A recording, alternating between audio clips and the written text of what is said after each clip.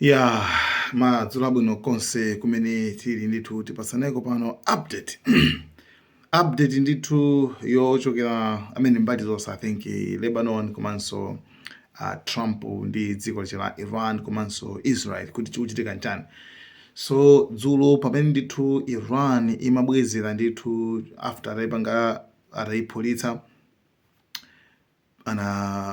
panapeza kuti airport iso ya ku Kuwait yapulitsidwanso. So pamene pali zinthu ziwiri. America ikuti zimenezo ayapanga ndi Iran. Iran ikunena kuti nope, ife sitinapange target airport komano tinapulitsa ku malo asilikali. Ndiye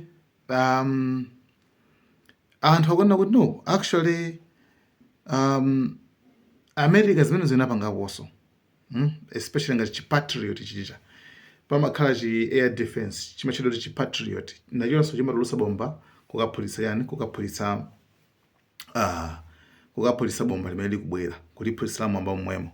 Nde zinapezeka kuona kuti akuti pamene chimatulutsa bomba lake, bomba lija kukapulitsanso pano ku airport imene ndi IRGC claim pamene ma-Americans akuti no, sizingatheke zimenezo. So sitikudziwa kuti akunena chilungamo apa ndi ndani. Actually it's a blame game. Komano funso ndikumati zinachitikako? Yeah, answer and yes, zinachitikako. Even so nthawi inaso mpaka na ku Kuwait komweko ndege ya America F-35 right jet inapulitsidwanso ndi chi-Patriot. Yeah, ndi anu ankana kuti it's a friendly fight, akuti ndi friendly fight. So ari basi kande ukachinzake kankhondo kachikapa chinzake. And we don't know kuti komano pali momboni komanso pali history eno kuti chi-Patriot chimatheka so kuphonya kukapulitsa malo amene osayenera. Chabwino. Tinakamba chakumama wawo kuona zoti ku America anthu ena ndithu apanga vote avotera a Trump kuti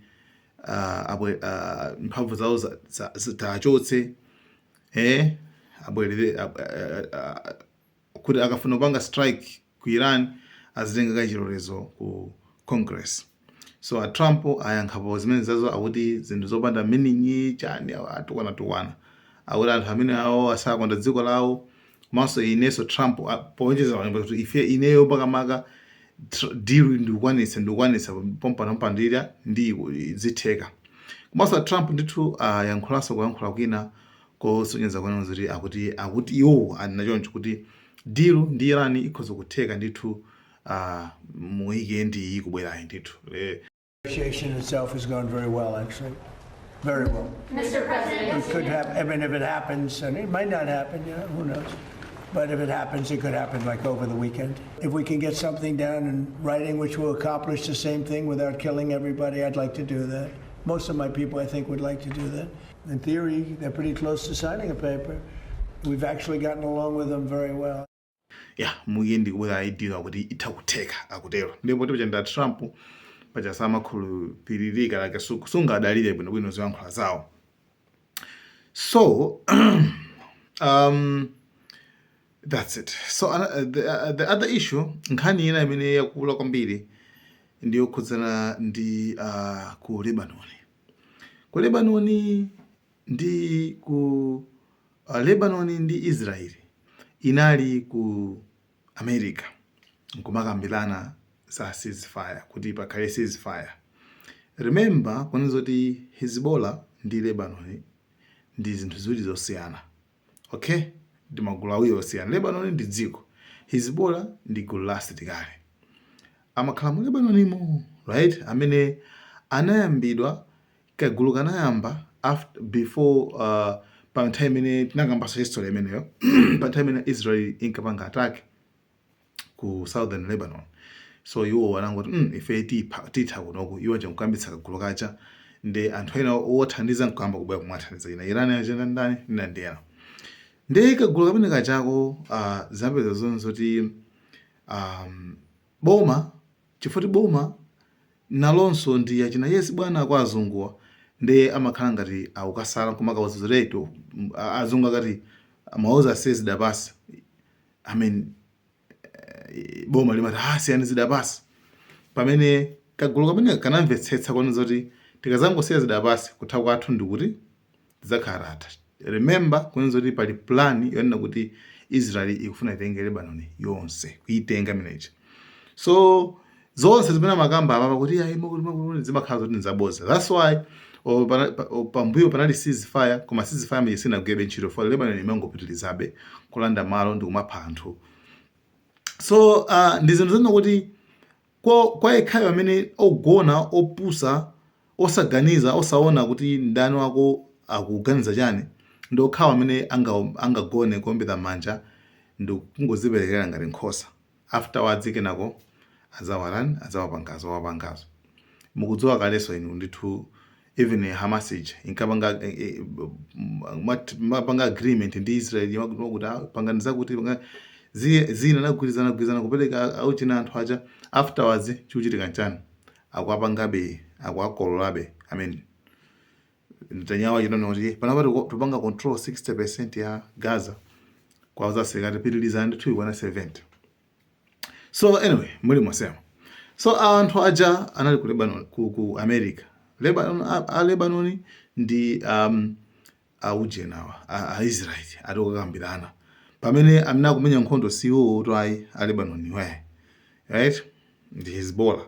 So iwo aja kambirana pasi madzulo ano ndithu Naim Qassem amene ali mtsogoleri wa Hezbollah wayankhula ndi wanena kuti zasizifaya zanuzo ndona ngati zopepera, sizifaya kulibe.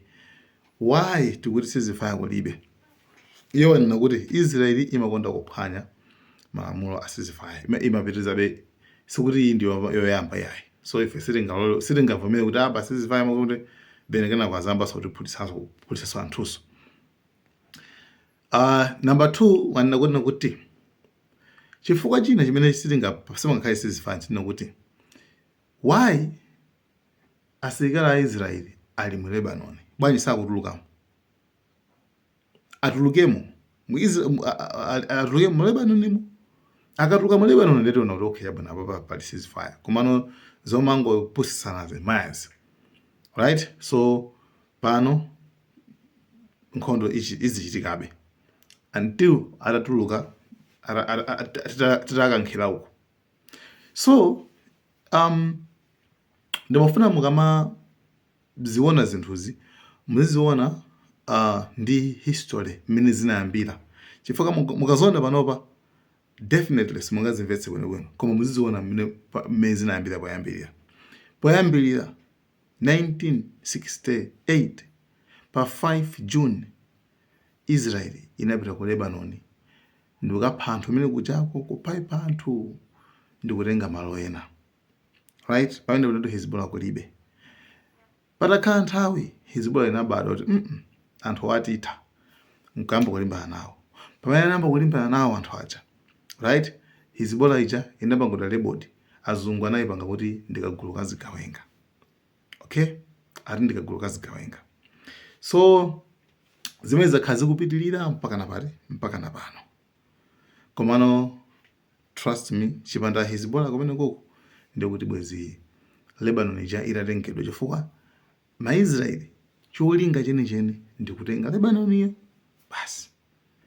So I don't know kuti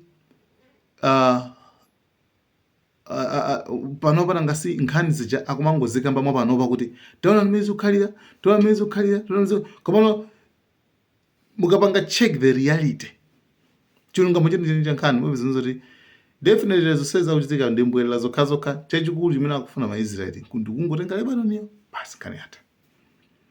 Asizifaya wachanchana kambira Hezbollah kungoti yangopanga disarm yachoka zida asiya pansi makuti basi zona zoti kuzakhaso kulibe.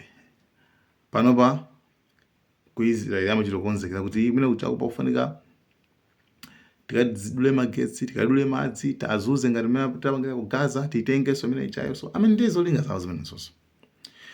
So guys, thank you so much. Malawi and cameras.